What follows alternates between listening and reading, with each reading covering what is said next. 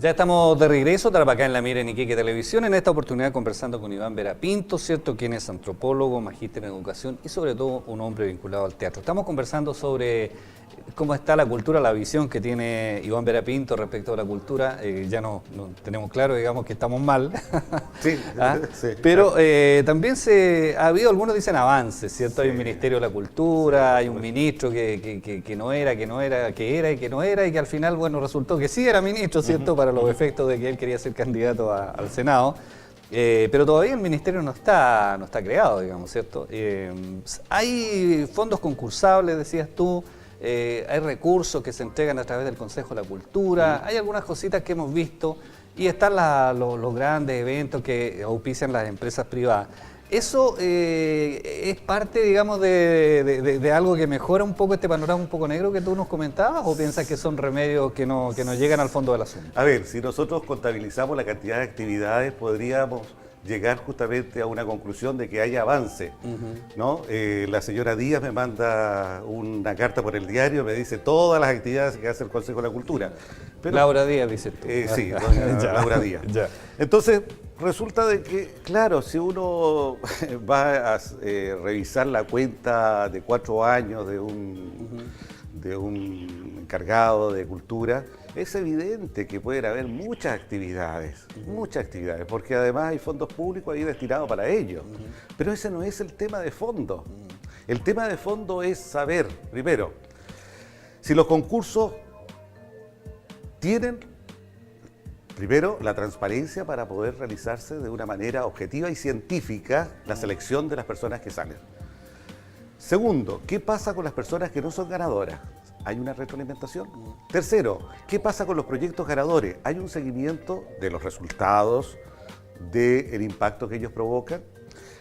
Cuarto, ¿hay una continuidad de los proyectos que se realizan o son eventos que están totalmente desvinculados uno de otro? Cuarto, saber el impacto que estos eventos que se traen a nivel nacional tienen en la comunidad.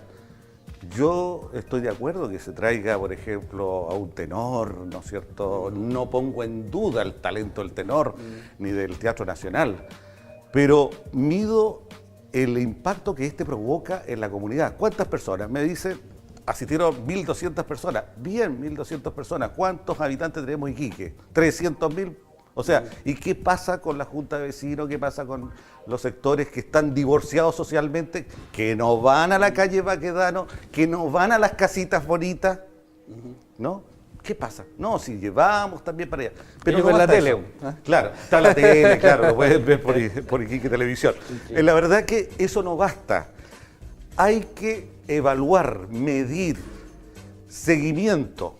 Pero por otro lado, es necesario que las actividades y todo el programa que se haga esté bajo un paraguas que yo llamo un plan estratégico cultural regional, que significa ahí una coordinación de fuerzas entre las instituciones, pero no solamente las instituciones, sino la gente común y corriente, el ciudadano común y corriente, que es aquí pisoteado todos los días, porque intervienen en la calle, el casco antiguo de la ciudad, echan abajo casona, patrimonio, y los iquiqueños no hemos acostumbrado a la pasividad. Llega un señor que vio una cosa ya maravillosa para él en Miami y dice, quiero que Iquique sea como Miami, y voy a echar abajo todo esto. O sea, sin ninguna consulta. No hay ninguna consulta a la ciudadanía. Consulta ciudadana. Ninguna participación. Eso yo llamo que debe existir. Democracia en la cultura. Y seguidamente una democratización cultural. Llamo democratización cultural a que exista una popularización de todas estas actividades en todos los niveles y sectores de la comunidad. Pero no solamente que vaya el Teatro Nacional, la orquesta, qué sé yo, de Carabineros se va a presentar en Pozo Almonte y ya estamos haciendo extensión. No basta eso. Hay que crear en los mismos lugares donde el hombre vive y trabaja centros que puedan reproducir su propia cultura, que puedan reflejar sus propios sueños e ideales. Y no basta con tener un centro cultural. Ya hemos creado un centro cultural. No, todos los lugares, la Junta de Vecinos, recuperar los antiguos espacios de sociabilidad que existían en Iquique. Y Mire, eso lo comienzo sabe. del siglo Iván, XX, déjame terminar, comienzo del siglo XX, acá en Iquique había más espacios culturales que lo que hay ahora. Sí. Todos los gremios, todos los trabajadores tenían en sus mutuales, en sus sindicatos, en las, qué sé yo, las mancomunales, tenían las salas, sí. Y los colegios todos tenían su sala. Hoy día no hay sala en los colegios. Pero yo quería ir un poco al tema de la gente, cómo expresa su necesidad, ¿cierto? De valga la redundancia, de expresión, ¿cierto? De tener espacio, en fin. Cuando hay mucha gente que está, entre comillas, alienada, digamos, ¿cierto? Sí. Tiene la televisión, tiene las telenovelas, tiene el fútbol, y para de contar, o sea, tampoco no he visto, por lo menos yo, que la comunidad organizada, ¿cierto?, esté diciendo y esté reclamando y esté poniendo estos puntos sobre la IE. Si no hay alguien que de alguna manera le haga ver que esa es una situación que es perfectamente posible, es difícil que se... Pero claro que es difícil, por eso que es una decisión política, una decisión del Estado. Si yo quiero apostar por elevar el nivel cultural de una región, tengo que apostar por ello. Iquique, si lo vemos los fines de semana y recorremos justamente los barrios, tanto centrales como periféricos, abundan los pubs, las cantinas, las UAT, los restaurantes. Mucho carrete. Mucho carrete, ¿no es cierto? La gente viene por el carrete de Iquique, sí. Pero no tengo otras alternativas, el turista no tiene otra alternativa.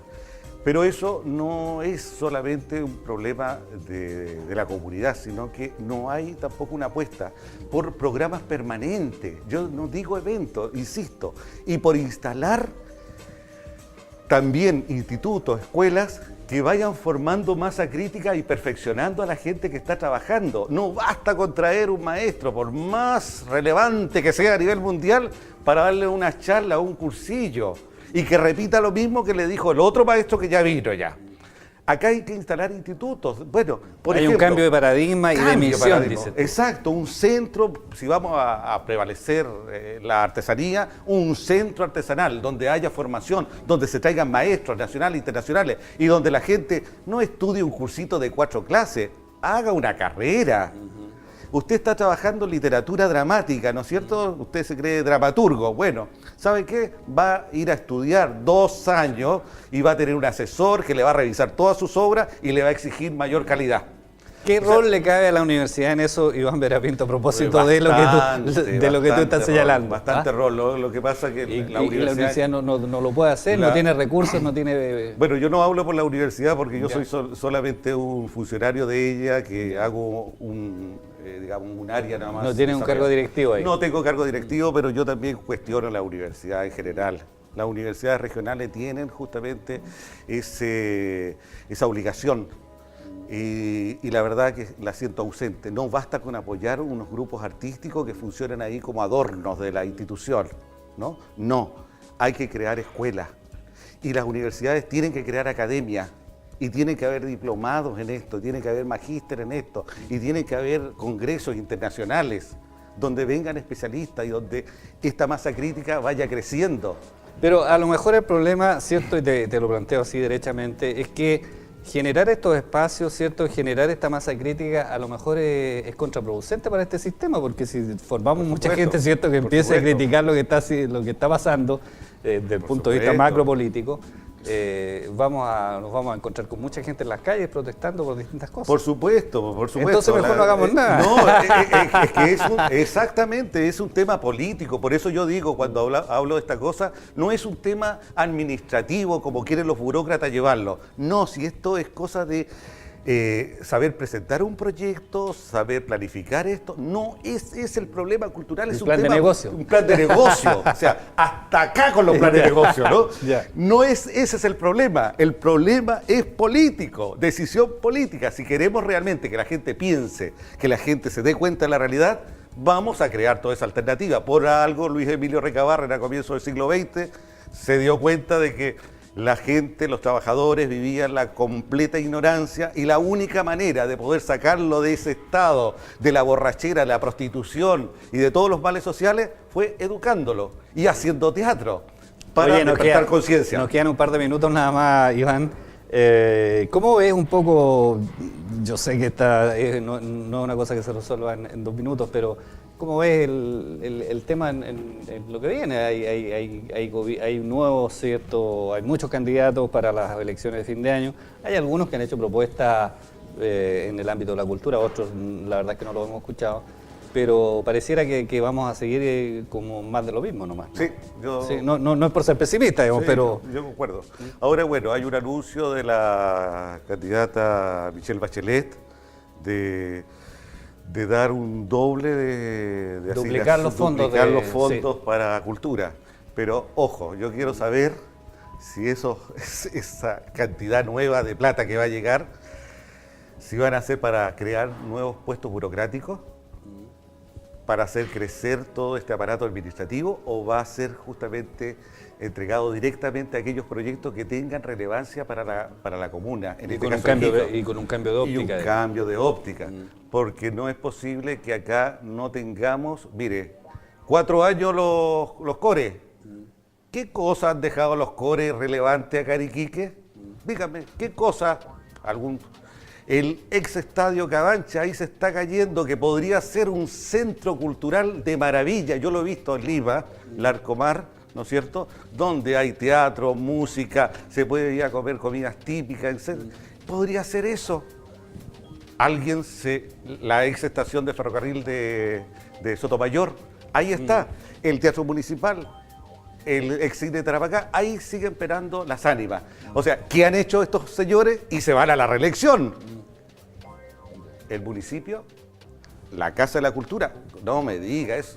Es una oficina de la cultura eso. Hablemos en serio, hablemos de casa con un escenario, hablemos en serio, no me hagan ese chistecito de esa casita, ¿no es cierto?, con una salita de exposición, no. Ok, bueno, muchas gracias, Iván. Planteaste todos los temas, así que, ¿cierto? Ojalá que alguien los tome. Por lo menos en nuestro programa los vamos a tratar, ¿cierto? Cuando sea pertinente con nuestros invitados.